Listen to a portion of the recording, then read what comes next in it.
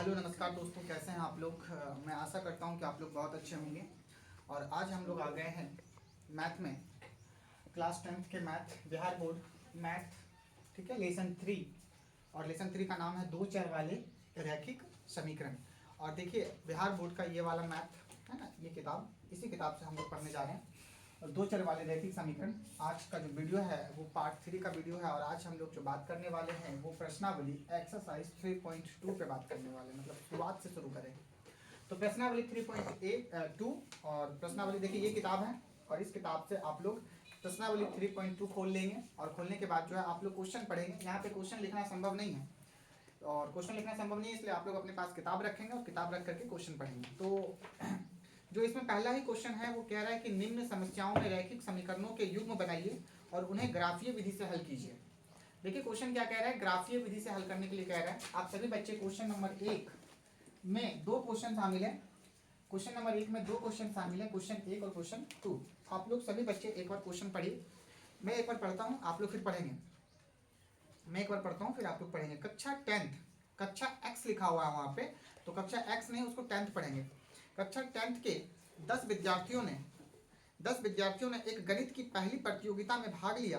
यदि लड़कियों की संख्या लड़कों की संख्या से 4 अधिक हो तो प्रतियोगिता में भाग लिए लड़कों और लड़कियों की संख्या ज्ञात कीजिए। देखिए ये क्वेश्चन है, आप लोग एक बार क्वेश्चन को पढ़िए। देखिए आप लोग क्वेश्चन पढ़ लिए होंगे, मैं फिर से एक बार पढ़ के आगे बनाता हूँ। देखो कहता है क्वेश्चन नंबर 1, प्रश्नावली 3.2 का क्वेश्चन नंबर 1 का एक है ना, आप लोगों के पास ये वाली बुक रहनी चाहिए, बिहार बोर्ड का एनसीईआरटी बुक, इसी को बीटीसी बुक भी कहते हैं, ये वाली किताब।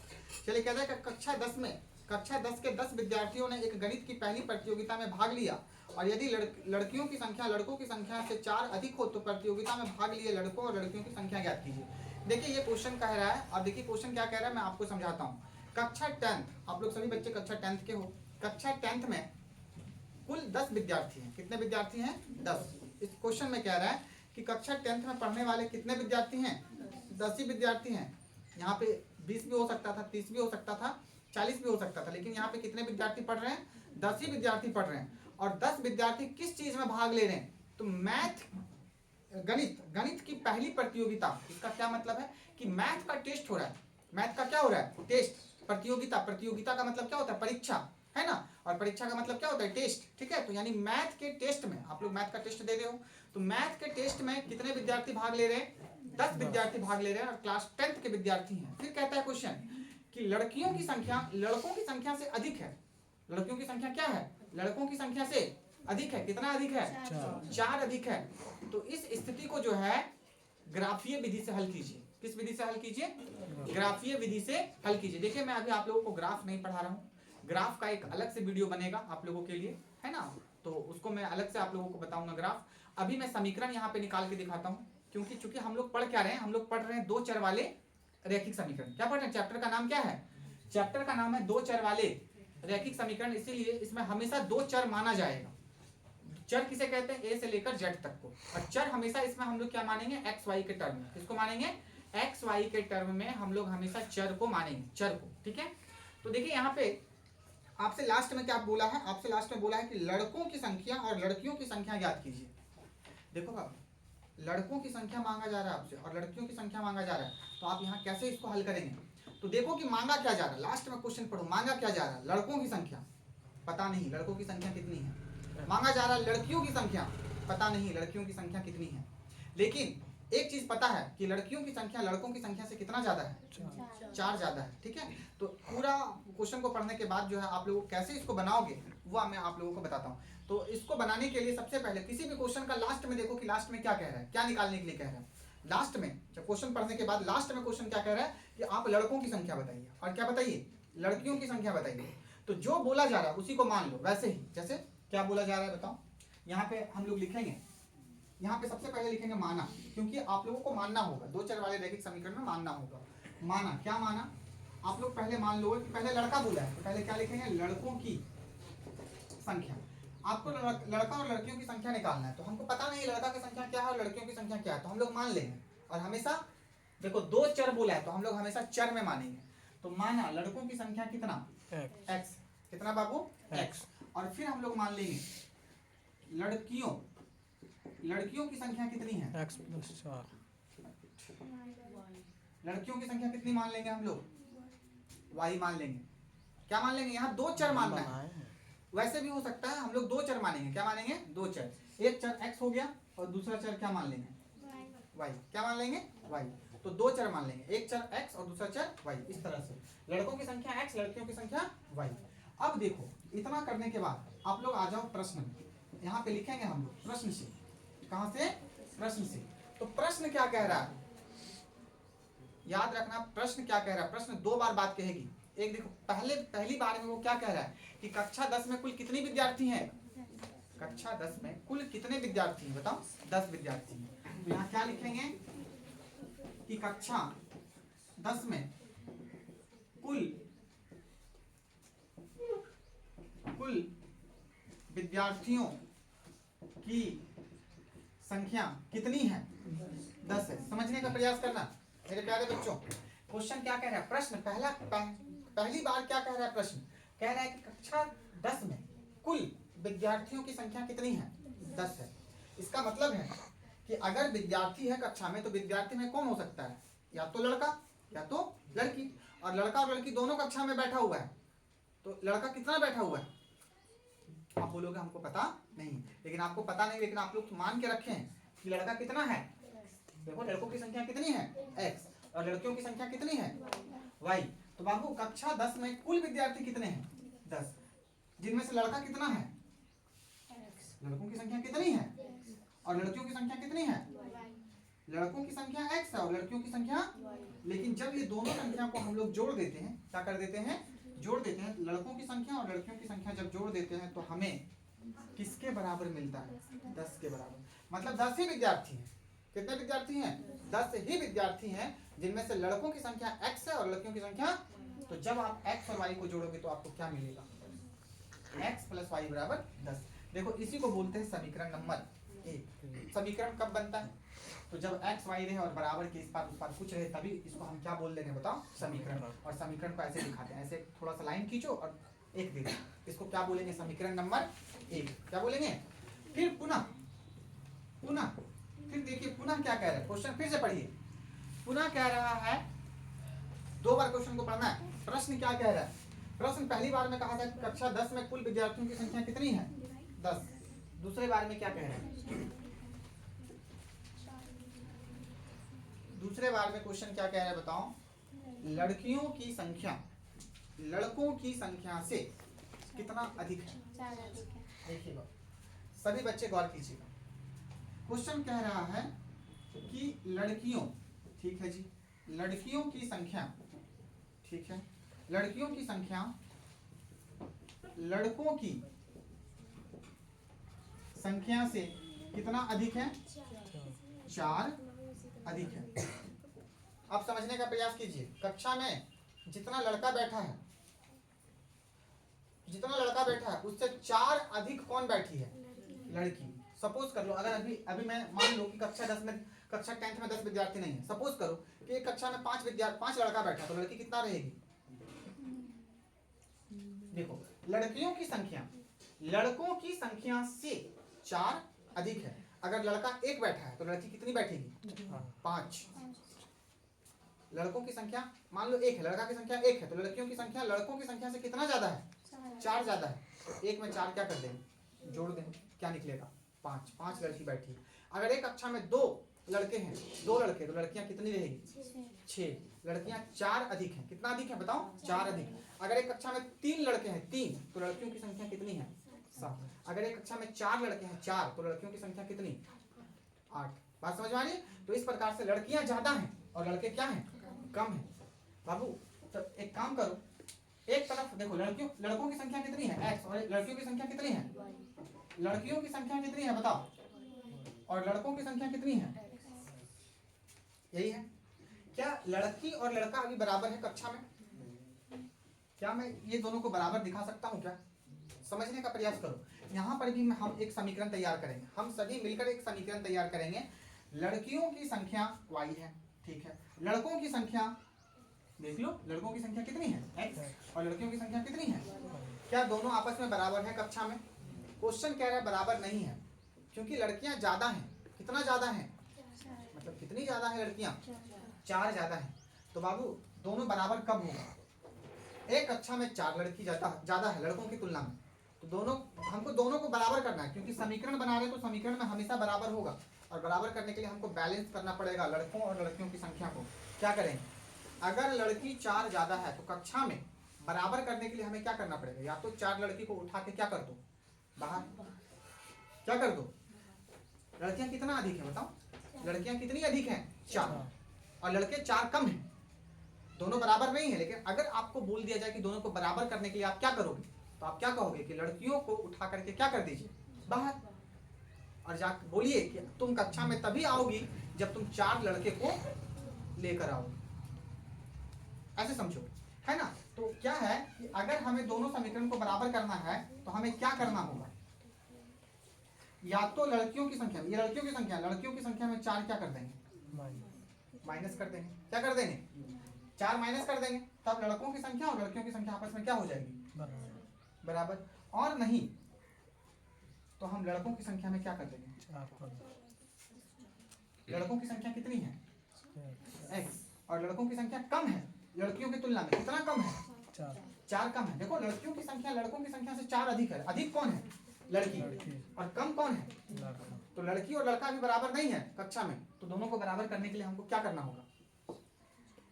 अच्छा, आप ये सवाल भी करेंगे कि क्यों ही बराबर करें, बराबर करना क्यों जरूरी है। हाँ, समीकरण जब भी हम बनाएंगे ना तो बराबर होना चाहिए, जब भी 2 चर वाले रैखिक समीकरण बनाएंगे तो बराबर होना चाहिए, तभी तो समीकरण आगे बढ़ेगा, नहीं तो फिर समीकरण आगे बढ़ेगा ही नहीं, बस इसीलिए हमें बराबर करना है। तो लड़कों की संख्या में क्या कर देंगे, +4 कर देंगे, लड़का कम था इसीलिए इसमें 4 क्या कर दिए, जोड़ दिए, लड़का 4 लड़कों को बुला दिया, आ जाओ बैठ जाओ कक्षा में तुम, तो लड़की और लड़का का संख्या क्या हो जाएगा, आपस में बराबर। और अगर हम लड़का को बाहर से नहीं बुलाते, प्लस नहीं करते, ऐड नहीं करते, तो हम क्या करेंगे, लड़कियों को बोलेंगे बाबू तुम 4 लड़की उठ के कहाँ चली जाओ, बाहर चली जाओ, तो हम लड़कियों की संख्या में क्या कर देंगे, 4 कमी करेंगे। तो इस प्रकार से दोनों आपस में क्या हो जाएगा, या तो तुम लड़कियों की संख्या में 4 कमी कर दो, मतलब लड़कियों को उठा के बाहर भेज दो, या तुम 4 लड़कों को क्या कर दो, कक्षा में बुला लो, तब जाकर के दोनों की संख्या आपस में क्या हो जाएगी, बराबर। ये चीजें समझ में आई क्या, ये चीजें समझ में आई। y बराबर क्या हो जाएगा, x+4, इसको क्या मान लेंगे, समीकरण नंबर 2। अब देखो इस क्वेश्चन को कहा है कि आप ग्राफीय विधि से हल कीजिए, किस विधि से, लेकिन अभी हम लोग ग्राफ नहीं पढ़ेंगे, है ना, ग्राफ के लिए एक अलग से वीडियो आएगा, ये पूरा जब हम लोग पढ़ लेंगे अच्छे से, फिर इस क्वेश्चन को आप लोग ग्राफ के लिए रख दो, है ना, इस क्वेश्चन को हम लोग ग्राफ में उठा के हल करेंगे। अगर आप लोग चाहते हो तो मैं इसको बना देता हूँ प्रतिस्थापन विधि से। किस विधि से बना देता हूँ बताओ बाबू, देखो आप लोगों को मैं प्रतिस्थापन, क्योंकि समीकरण को हल करने के लिए कितनी विधि चाहिए, 3 विधि, 4 विधि, एक ग्राफीय विधि, एक प्रतिस्थापन विधि, एक विलोपन विधि और एक वज्र गुणन विधि। तो हम लोग इसको प्रतिस्थापन विधि से हल कर देते हैं, ग्राफीय विधि से हम लोग बाद में हल करेंगे, क्योंकि क्वेश्चन कह रहा है ग्राफीय विधि से हल कीजिए। क्वेश्चन नंबर 1 पढ़ोगे तो कहेगा ग्राफीय विधि से हल कीजिए, ग्राफीय विधि से भी हम लोग हल नहीं करेंगे, ठीक है। तो चलिए इसको किस विधि से हल करना है बताओ, प्रतिस्थापन विधि से, ठीक है। चलो, तो प्रतिस्थापन का क्या मतलब होता है, प्रतिस्थापन का मतलब होता है किसी के स्थान पर कोई दूसरा चीज रख देना। जैसे समझो बाबू ये क्या है बताओ, समीकरण नंबर 2, समीकरण नंबर 2 में क्या दिख रहा है आपको, y बराबर कितना है, समीकरण नंबर 2 में आपको क्या दिख रहा है, देखो x बराबर क्या, y बराबर क्या, x+4। तो इस समीकरण 2 में y का मान कितना दिख रहा है, x+4, और देखो यहाँ पे x प्लस वाई बराबर कितना है, समीकरण 1 में x प्लस वाई बराबर 10। तो ये जो y का जो वैल्यू है, ये जो y का वैल्यू है, इस y के वैल्यू को हम कहाँ पे रख देंगे, समीकरण 1 में, यानी y के जगह पे, मतलब स्थान को चेंज कर देंगे। देखो इसका नाम ही क्या है, प्रतिस्थापन विधि। प्रतिस्थापन का मतलब ही होता है कि किसी एक के स्थान पे किसी दूसरे को बिठा देना। जैसे y के स्थान पे हम किसको बिठा देंगे, देखो यहाँ x प्लस वाई है ना, तो y बराबर देखो क्या है, y बराबर क्या है, देखो तो x+4, और इसी y के स्थान पर हम इसको प्रतिस्थापित कर देंगे। प्रतिस्थापित करने का मतलब है y को हटाकर x+4 बिठा देंगे। समझने का प्रयास करो, इसी को कहते हैं प्रतिस्थापन विधि। समझने का प्रयास करो, y बराबर कितना है, x+4। हम लोग यहाँ लिखेंगे y का मान समीकरण 1 में रखने पर, तो 1 कितना है पहले देख लो, समीकरण 1 कितना, देखो ये समीकरण 1 है बाबू, और ये समीकरण क्या है 2। तो समीकरण 1 कितना है बताओ, x प्लस वाई बराबर 10, समीकरण ऐसे दे दें। अब इस समीकरण 1 में किसको रख रहे हैं, समझने का प्रयास करो। इस समीकरण 1 में हम किसको रख रहे हैं, y का मान। और y का मान का मतलब y बराबर क्या है, मान जब भी बोला जाए तो y बराबर देख लो क्या है, x प्लस 4। तो y की जगह पे हम क्या रखेंगे, देखो यहाँ x है तो यहाँ x रखो, प्लस y की जगह पे क्या रखेंगे, x प्लस 4, ये रख दो y की जगह पे। यही हो गया प्रतिस्थापित, ठीक है, बराबर कितना 10। बाबू देखो ये 10 और इधर 4, ये भी एक संख्या और ये भी एक, ये संख्या उधर जाएगी, हमें सिर्फ x का वैल्यू चाहिए। और यहाँ एक x और यहाँ भी देखो तो एक x, कितना x हो गया 2x प्लस कितना 4 बराबर 10। अब इस 4 को उधर ले जाओ तो 10 माइनस 4 इधर प्लस में है, बराबर की उस पर जाएगा तो चिन्ह बदलता है, पता है आप लोगों को, ठीक है। चलिए देखिए यहाँ पे रखेंगे 2x बराबर 10 में से 4 गया, देखो 2 एक संख्या है, 6 भी एक क्या है संख्या है, ये 2 उधर चला जाएगा, 2x के साथ क्या चीज में है गुना में, उधर जाएगा तो भागा में बटा में, 2 से कट गया 6 कितने बार में 3 बार में, यानी x बराबर कितना हो गया 3। देखो x का वैल्यू कितना निकल गया 3। और x हम किसको माने थे, लड़कों की संख्या कितना माने थे, मतलब कक्षा में कितने लड़के हैं 3 लड़के हैं, कितने लड़के हैं 3 लड़के हैं। अब देखो फिर से देखिए यहाँ लिखेंगे पुनः, अब हमें y का भी मान निकालना है, किसका मान निकालना है, ये प्रतिस्थापन विधि से मैं बना देता हूँ, ठीक है, ग्राफीय विधि से मैं बाद में बनाऊंगा। पुनः सॉरी x का मान कितना निकला, x का मान जो भी निकला, x का मान समीकरण किस में रखेंगे, 2 में, किस में रखेंगे 2 में या 1 में, 2 में हम लोग रख देते हैं, 2 में रखने पर तो समीकरण 2 क्या है, समीकरण 2 जो है उसको लिख लो यहाँ, y बराबर x प्लस 4।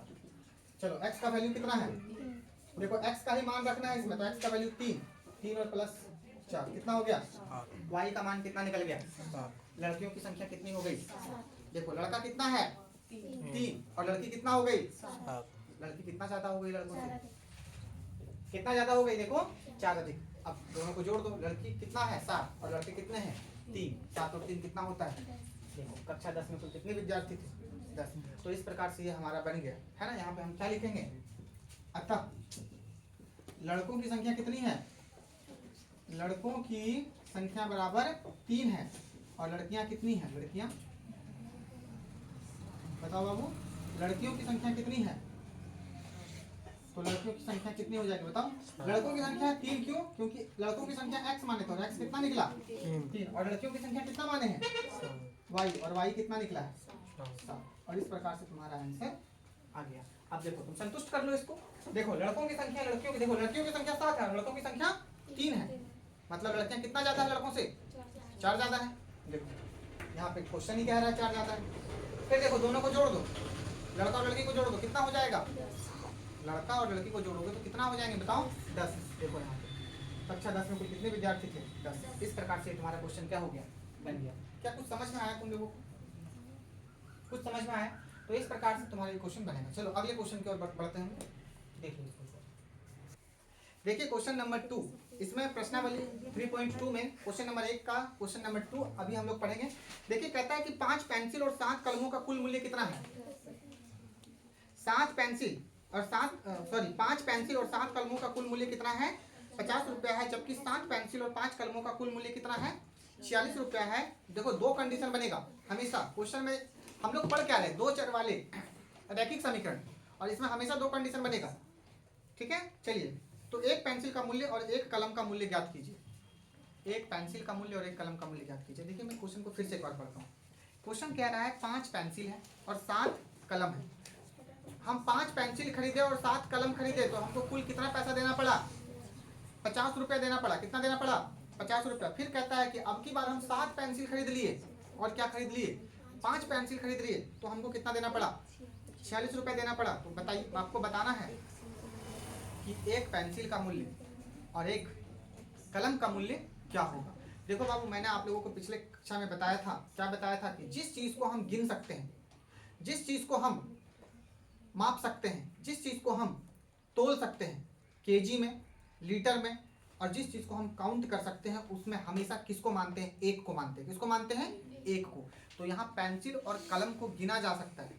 क्या किया जा सकता है, गिना जा सकता है। और आपको इसका मूल्य बताना है तो आपको मान लेना पड़ेगा कि एक पेंसिल का मूल्य x रुपया, और फिर एक, दो ही चीज है, एक पेंसिल और एक, और इसको गिन सकते हैं तो एक मान लो। एक पेंसिल का मूल्य कितना रुपया, पहले पेंसिल बोला है तो पहले पेंसिल लेंगे, बाद में कलम बोला है तो बाद में कलम लेंगे। देखो क्वेश्चन को अच्छे से पढ़ो तो तुमको पता चलेगा कि आपसे इसमें क्या मांगा जा रहा है, एक पेंसिल का मूल्य और एक कलम का मूल्य ज्ञात कीजिए।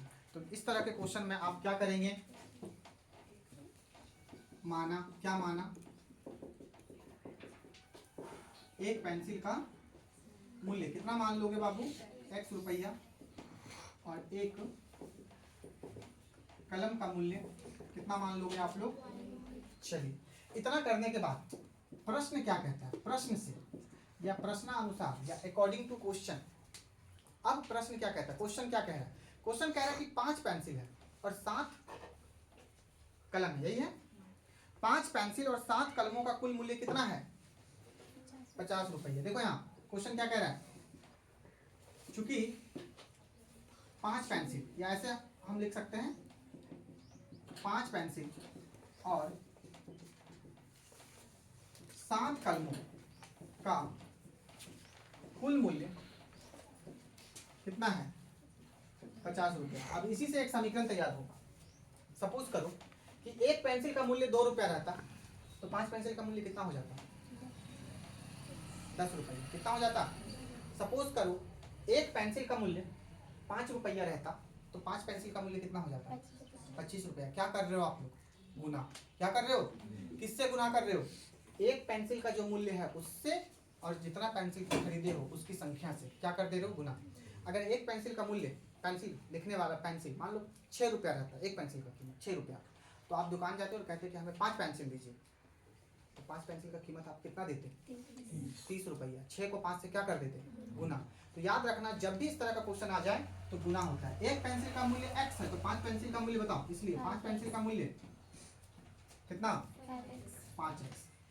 एक कलम का मूल्य कितना है, y रुपया, तो 7 कलम हमने खरीदा तो 7 कलम का मूल्य कितना हो जाएगा, 7y। बाबू देखो ये क्या है, मूल्य, और ये भी क्या है, मूल्य। मूल्य का मतलब धन, पैसा, रकम। और इस मूल्य और इस मूल्य को जब हम आपस में जोड़ दिए तो दुकानदार हमसे कुल कितना मूल्य ले लिया, कुल का मतलब योग होता है, कुल मूल्य। ये मूल्य, ये 5 पेंसिल का मूल्य और ये 7 कलम का मूल्य, दोनों मूल्य को जब जोड़ दिए तो कितने के बराबर हो गया, 50 रुपए के बराबर हो गया। ठीक है, तो इसको क्या मान लेंगे, समीकरण नंबर 1। पुनः फिर एक कंडीशन कह रहा है कि अब की बार 7 पेंसिल खरीदा, पढ़ो क्वेश्चन, 7 पेंसिल और 5 कलम का कुल मूल्य कितना है, 46 रुपया। यही है, 46 रुपया। चलिए, तो बाबू एक पेंसिल का मूल्य कितना है अभी बताओ, तो 7 पेंसिल का मूल्य 7 कितना हो जाएगा। एक कलम का मूल्य कितना है अभी, तो यहाँ पे 5 कलम है तो 5 कलम का मूल्य कितना हो जाएगा। ये भी मूल्य, जब दोनों मूल्य को आपस में जोड़ा गया तो कुल कितना मूल्य लगा, किसके बराबर पैसा हमको देना पड़ेगा, 46 रुपया के बराबर देना पड़ेगा। और इसको समीकरण नंबर क्या मान लें, ये तुम्हारा समीकरण बनकर तैयार हुआ। अब इसका बनाना है ग्राफ, और ग्राफ बनाकर इसमें एक कलम का मूल्य और एक पेंसिल का मूल्य आपको निकालना है। लेकिन यहाँ पे अभी हम लोग ग्राफ नहीं पढ़ेंगे, है ना। तो जब हम लोग ग्राफ पढ़ेंगे तब के लिए ये क्वेश्चन रख लो, उस वक्त मैं इसको बता दूंगा। ठीक है, तो अभी बस इतना है। अगर आप चाहो तो इसको प्रतिस्थापन विधि से बना सकते हो, लेकिन अभी मैं इसको प्रतिस्थापन विधि से नहीं बनाऊंगा, क्योंकि इसके बाद जो एक्सरसाइज 3.2 है उसमें पूरा प्रतिस्थापन विधि से ही समीकरण को हल करना है ना। तो अभी मैं इसको यहीं पे रहने देता हूँ, आप लोगों को आगे मैं प्रतिस्थापन विधि से बताऊंगा और ग्राफीय विधि में आगे बताऊंगा। ठीक है, तो इस तरह से इस इक्वेशन बना। चलिए इसको देख लीजिए एक बार। चलिए देखिए, इसमें क्वेश्चन नंबर 2 आप लोगों से क्या कहा जा रहा है। क्वेश्चन नंबर 2 में कहा जा रहा है कि मैं क्वेश्चन को नहीं लिख रहा हूँ, ठीक है, बहुत बड़ा हो जाएगा वीडियो, इसलिए मैं नहीं लिखता हूँ क्वेश्चन को। आप लोग पढ़ लेंगे एक बार, मैं पढ़ता हूँ। देखिए क्वेश्चन कह रहा है कि अनुपातों, बाबू देखिए मैंने आप लोगों को अनुपातों के बारे में बताया था। क्वेश्चन कह रहा है अनुपातों A1 बटा A2, B1 बटा B2 और C1 बटा C2। देखो ये A1 बटा A2, इसको अनुपात भी कहते हैं। A1 बटा A2, B1 बटा, देखो इसको बटा कहते हैं, B1 बटा B2 और C1 बटा C2। ये तीनों के बीच आपको करना है तुलना। क्या करना है? क्वेश्चन को पढ़िए, अनुपातों A1 बटा A2, B1 बटा B2, C1 बटा C2 की क्या कीजिए? तुलना कीजिए। और तुलना करके ज्ञात कीजिए कि निम्न समीकरण युग्म द्वारा निरूपित रेखाएं और समीकरण रेखा कहाँ देती है? ग्राफ में देती है। कहाँ देती है? ग्राफ में। तो रेखा हमेशा ग्राफ में मिलता है किसी भी समीकरण का। कहता है रेखाएं एक बिंदु पर प्रतिच्छेद करती है, समांतर अथवा समपाती है। आपको बताना है कि A1 बटा A2, B1 बटा B2 और C1 बटा C2 का जो समीकरण है वो प्रतिच्छेदी रेखा है, समांतर रेखा है या समपाती रेखा है। आपको ये बताना है। आप लोगों को पिछले वीडियो में लिखवाया गया है ना? आप लोग अगर नहीं देखे हैं तो उसको जाकर के देखें, बॉक्स में आप लोगों को लिखवाया गया था। ठीक है, तो चलिए हम लोग यहाँ पे तुलना करेंगे और तुलना करके बताएंगे कि ये रेखा कैसी है। चलो बाबू ध्यान से देखो, सभी बच्चे ध्यान से देखो। ये समीकरण नंबर क्या है? 1। और ये समीकरण नंबर क्या है? 2। इसको अब हम लोग क्या करेंगे? हल। क्या करेंगे? देखो इसको हम लोग क्या बोलते हैं? इसको बोलते हैं A, इसको क्या बोलते हैं? B, और इसको क्या बोलते हैं? C। इसको क्या बोलते हैं? A, क्या बोलते हैं? B, और क्या बोलते हैं? C। ऐसे ही बोलते हैं बाबू। देखो ये समीकरण 1 है इसलिए इसको A1, B1, C1। ये समीकरण 2 है इसलिए इसको A2, इसको B2, इसको C2 बोलते हैं। अब सभी बच्चे ध्यान से सुनो। हल में सबसे पहले क्या करेंगे? हल में सबसे पहले मानेंगे A1 कितना है? A1 बताओ कितना है? 5x नहीं लेंगे, x के बगल में लेंगे, y के बगल में जो है उसको लेंगे। क्या लेंगे बताओ? 5। B1 कितना है? -4। और C1 कितना है? 8। A2 बताओ, A2 कितना है? 7। B2 कितना है? B2 सिर्फ 6। और C2 कितना है? C2 -9। इतना कर लेना आप लोग। ये A का वैल्यू, B का वैल्यू, C का वैल्यू, A B C, ये भी A B C। लेकिन ये समीकरण 1 है इसलिए A1 B1 और C1, इसको A2 B2 और ऐसे। चलिए अब क्या करेंगे? अब करेंगे तुलना। क्या चीज पर तुलना करेंगे? A1 बटा A2, A1 बटा A2। A1 कितना है? बोलो 5 बटा A2 कितना है? 7। कटता है क्या? रहने दो। फिर लिखेंगे हम लोग यहाँ B1 बटा B2। B1 कितना है? -4। B2 कितना है? 6। कटता है क्या? 2 से ऊपर क्या बचा? -2 और नीचे क्या बचा? 3। देखो A1 और A2 निकाले हम लोग तो कितना आया? 5 बटा 7। और B1 और B2 निकाले तो कितना आया? -2 बटा 3। अब आपको तुलना करना है, आपको बताना है कि क्या ये दोनों आपस में बराबर हुआ। समझो 5 बटा 7 है ये, और ये कितना है? -2 बटा। क्या ये दोनों आपस में बराबर है? समझो अगर दोनों बराबर आपस में होता तो क्या यहाँ होता? यहाँ 5 बटा 7 है तो यहाँ भी क्या होना चाहिए था? 5 बटा 7। अगर यहाँ पे देखो 2 बटा 3 है तो यहाँ क्या होना चाहिए था? 2 बटा 3। माइनस में सबसे पहली चीज देखो ये प्लस में है और ये यानी A1 बटा A2 प्लस में आ गया और B1 बटा B2 क्या चीज में आ गया? माइनस में। बराबर नहीं है। ये अलग संख्या है और ये अलग संख्या है, मतलब बराबर। दोनों को अगर बराबर करना होता तो क्या यहाँ पे आता? बताओ 5 बटा 7 ही आता, तब आपस में दोनों क्या हो जाता? तो जब यही दोनों आपस में बराबर नहीं हुआ तो हम फिर आगे नहीं बढ़ेंगे, हम यहीं रुक जाएंगे। और देखो यहाँ क्या लिखेंगे? यहाँ हम लोग लिखेंगे चूंकि A1 बटा A2, ये बात A1 बटा A2 बराबर नहीं है। देखो इस तरह से बराबर देखिए, बीचों बीच काट देना। बराबर नहीं है, किसका बराबर नहीं है? B1 बटा B2 का। A1 बटा A2 अलग मान आया और B1 बटा B2 अलग मान आया, इसलिए ये दोनों आपस में बराबर नहीं है। और जब ये दोनों आपस में बराबर नहीं है तो इसकी रेखाएं कैसी होगी? आप लोगों को लिखवाया गया है, पहला ही वीडियो में लिखवाया गया है आप लोगों को। क्या लिखवाया गया है कि जब A1 और A2 बराबर नहीं होगा B1 और B2 का तो उसकी रेखाएं कैसी होगी? प्रतिच्छेदी। और नहीं तो आपके इस किताब में पेज नंबर 51 में जाकर आप देखेंगे, बॉक्स में दिया हुआ है। ठीक है कि A1 बटा A2 बराबर नहीं है B1 बटा B2 का, तो उसकी रेखाएं क्या होगी बताओ? ये रेखाएं या इनकी रेखाएं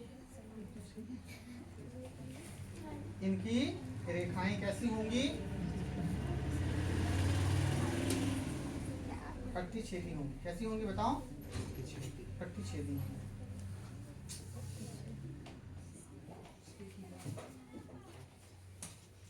प्रतिच्छेदी होंगी, ठीक है। तो इनकी रेखाएं प्रतिच्छेदी होंगी। बस ये आपका बन के हो गया तैयार।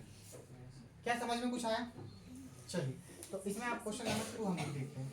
चलो इसको एक बार देखो अच्छे से।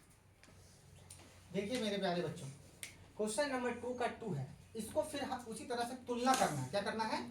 तुलना। और तुलना करके ज्ञात करना है, तुलना करके ज्ञात करना है, क्या ज्ञात करना है कि जो रेखाएं हैं ग्राफ में वो प्रतिच्छेदी है, समांतर है या संपाती है। चलो तो इसका हल करेंगे। सबसे पहले यहाँ क्या लिखेंगे? हल। बाबू देखो, इसको हम लोग क्या बोलते हैं? A1, इसको B1 और इसको C1। इसको क्या बोलते हैं? A2, इसको क्या बोलते हैं? बोलो। B2 और इसको क्या बोलते हैं? C2। मान लो सबसे पहला काम तो ये करेंगे, A1 9, B1 3 और C1 12। A2 कितना? 18, B2 कितना? 6 और C2 कितना? 24। चलो इतना लिखने के बाद अब आप लोग करेंगे तुलना। क्या करेंगे? तुलना। तुलना कैसे होगा? तो ऐसे A1 बटा A2, ये दोनों को बटा कर दीजिए, फिर ये दोनों को बटा कर दीजिए, फिर ये दोनों को बटा कर दीजिए। इसी को कहते हैं तुलना, ठीक है, कंपेयर। चलो तो A1 कितना है बताओ? बोलो A1 कितना है? 9 और A2 कितना है?